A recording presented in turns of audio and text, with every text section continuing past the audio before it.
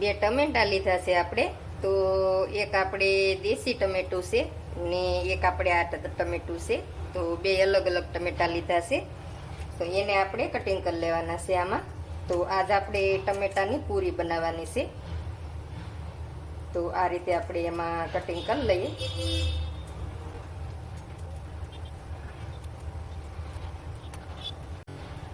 હવે આપણે આદું લીધું છે.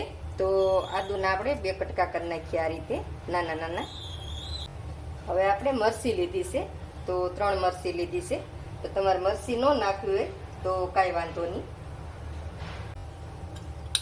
હવે આપણે લીંબુ લીધું છે. તો લીંબુ નાખવાનું છે. હવે આપણે આને પીસી લઈએ. તો આપણે ટમેટાને બધું પીસી લીધું છે. તો જો તમે આ રીતે આપણે પીસી લેવાનું છે. તો આને આપણે સાઈડમાં મૂકીએ ને આપણે બીજી તૈયારી કરીએ.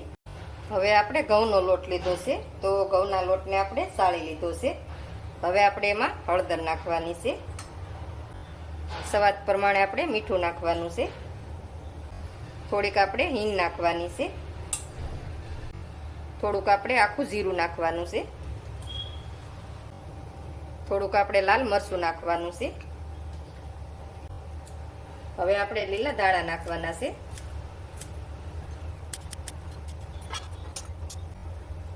હવે આપણે આ ટમેટા પીસા છે તો ઈ નાખી દેવાનું છે.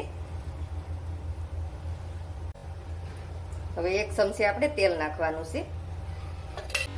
હવે આપણે મસાલો બધો મિક્સ કરી દઈએ ને આપણે આ પેલું લોટમાં બધું મિક્સ કરી દેવાનું છે ને પાણી ઘટે તો નાખવાનું છે, નકર પાણી આપણે નથી નાખવાનું. તો થોડું થોડું પાણી નાખતું જવાનું ને આપણે લોટ બાંધી લેવાનો. તો આ રીતે પેલા બધોય લોટ આપણે મિક્સ કરી લેવાનો છે સારી રીતે મસાલામાં.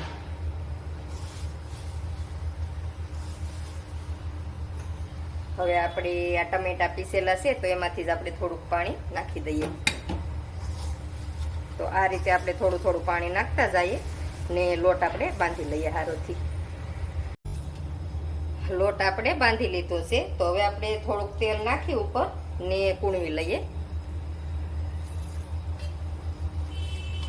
તો આ રીતે આપણે તેલ થોડુંક નાખીને કૂણવી લેવાનું છે.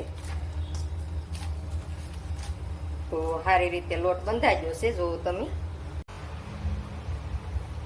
હવે આપણે લોટ લઈ લીધો છે ને આ રીતે આપણે મોટી મોટી પૂરી બનાવવાની છે થોડી. તો કોરો લોટ નાખી ને આ રીતે આપણે વણી લેવાની છે. તો પૂરી આપણે નાની નથી બનાવવાની, મોટી મોટી પૂરી બનાવવાની છે ને આસી નથી બનાવવાની, આપણે જાડી પૂરી રાખવાની છે. તો આ રીતે આપણે પૂરી બનાવી લઈએ બધી. જો તમે બહુ મસ્ત આપણે બની ગઈ છે.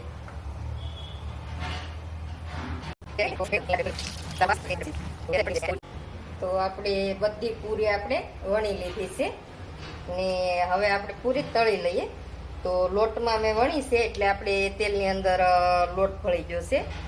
તો આ રીતે આપણે બધી પૂરી આપણે મીડિયમ ગેસ રાખી ને તળી લેવાની છે.